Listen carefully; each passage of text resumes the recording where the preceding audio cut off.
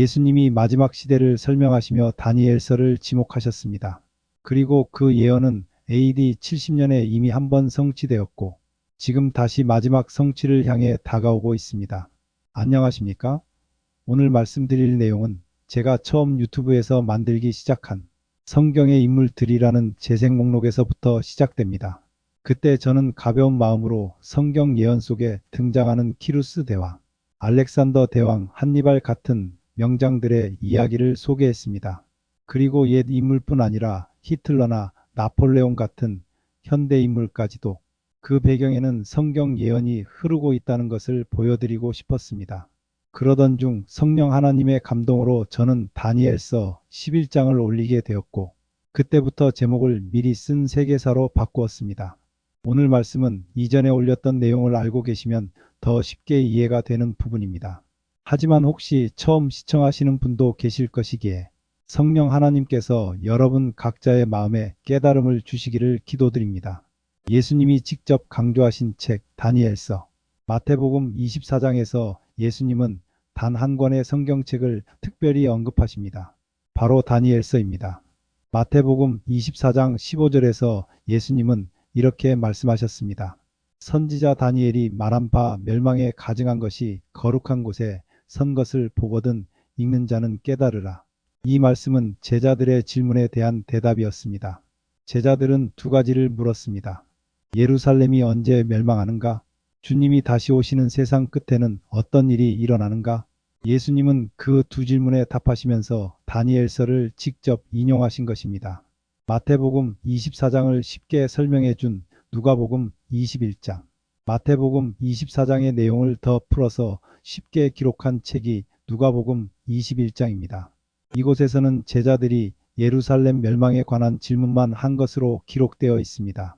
예수님은 누가복음 21장 20절에서 이렇게 말씀하십니다. 군대가 예루살렘을 에워싸는 것을 보거든 그 멸망이 가까운 줄 알라. 누가복음의 기록은 이방인 독자들이 이해하기 쉽도록 다가올 예루살렘, 멸망에 초점을 맞췄다고 볼 수 있습니다. 다니엘서에 등장하는 멸망에 가증한 것, 예수님이 말씀하신 멸망에 가증한 것은 다니엘서에 3번 등장합니다. 비슷한 표현까지 합치면 4번, 그리고 역사적 신뢰까지 포함하면 5번으로 설명할 수 있습니다. 그 실제 예가 바로 바벨론 왕 느부갓네살이 예루살렘을 포위하고 성을 무너뜨린 사건입니다.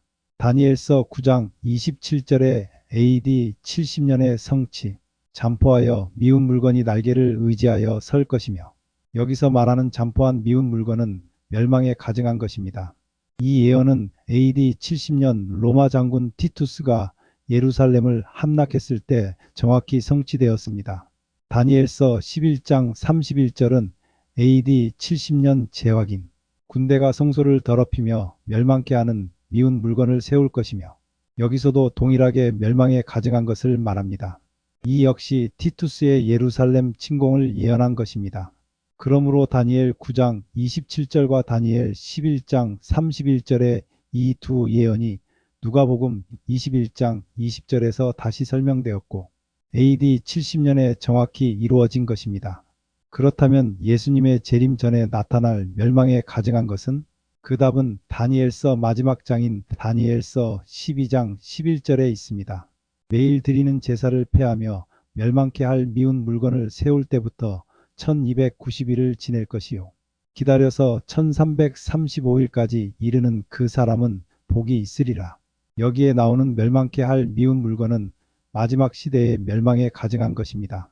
이것이 바로 여러분이 미리 쓴 세계사에서 배워온 계시록 13장의 6째 나라가 7째 나라를 위하여 짐승의 우상을 만들라는 명령과 연결됩니다.